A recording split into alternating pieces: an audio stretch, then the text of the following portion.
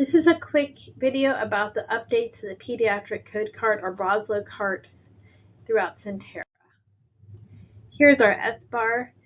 Ever since the new Broselow, they're dated 2019 but came out in early 2020, tapes have come out. Our equipment has not matched.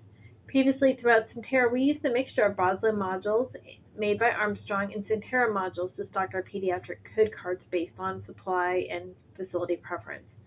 When the Broselow tape was updated based on new science, Broselow and Armstrong stated they weren't planning on updating their modules for the foreseeable future. The Pediatric Practice Forum identified this gap and has worked extensively with supply chain to find a vendor that would make pediatric code cart modules based on these updated Broselow tape guidelines.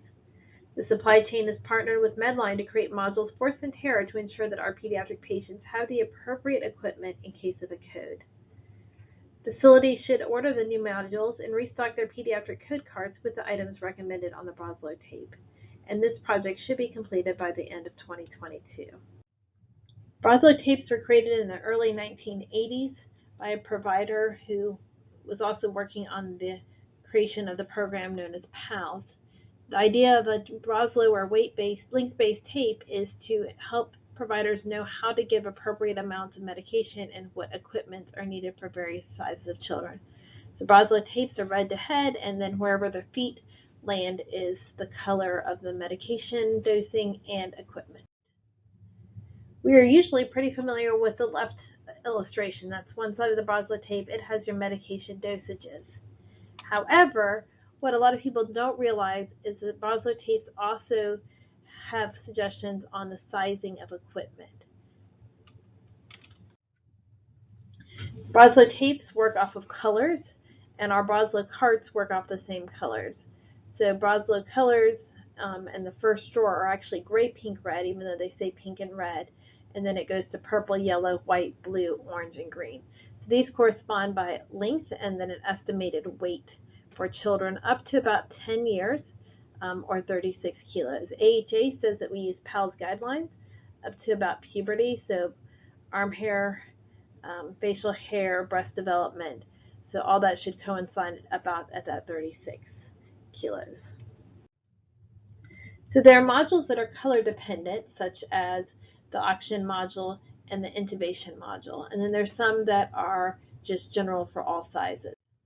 So our color dependent are our oxygen module. So you'll see here's a sample bag of the gray, pink, red, and the list of the items in it. So the oxygen modules have nasal and oral airways along with the lubrication needed and a non-rebreather. So if you have a patient who just needs an airway adjunct, all you need is an oxygen module. The intubation module is also specific for each color size. So again, gray, pink, and red are the only ones that have a mixture. So here you see the list of equipment that is in the gray, pink, and red intubation module. So this is everything that you would need to actually intubate a child. So you have the various ET tubes. One of the big updates for the Broselow cart was the addition of cupped ET tubes. So you'll see a variety of different types of ET tubes in these modules. New is the addition of an iGel non-inflatable cuff in the appropriate sizes based on the Broselow. So again, a way to get an airway into a child that you may not be able to get intubated. You also have the blades that are correct, but not the handles. Those are in a respiratory module separate. General modules include the respiratory supplies, medication delivery modules, and IV modules. So the medication module includes all sizes of syringes to give medications along with flushes, and then needles and three-way stopcocks to drop medications. The IV module includes IVs from that 24 AutoGuard, the ½ inch for neonates, all the way up to a 16 gauge Insight. You also have start kits, tubing, flushes. So all you would need to do is hand over an IV module to the person starting the IV.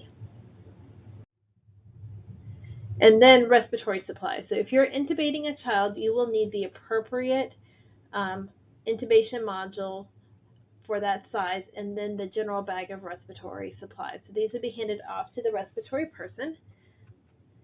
In this, you have the handles. You have McGill forceps. You have all sorts of securement devices from different sizes of pink tape to white tape to infant ET tube holders to adult ET tube holders. You have your suction tubing and your colorimetric devices. Then there is an Appendix A in this job aid that is all the things that kind of live on top or in the bottom of your code card. That process has not changed.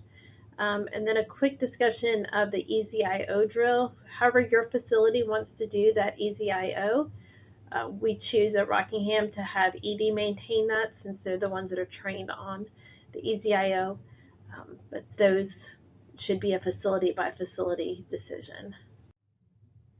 The other thing that is new is our laryngoscopes. So these are disposable. So the handles and the blades are both disposable, and in order to connect them, you will have to remove that red guard. So just make sure you know that with these, that you'll have to remove the red guard.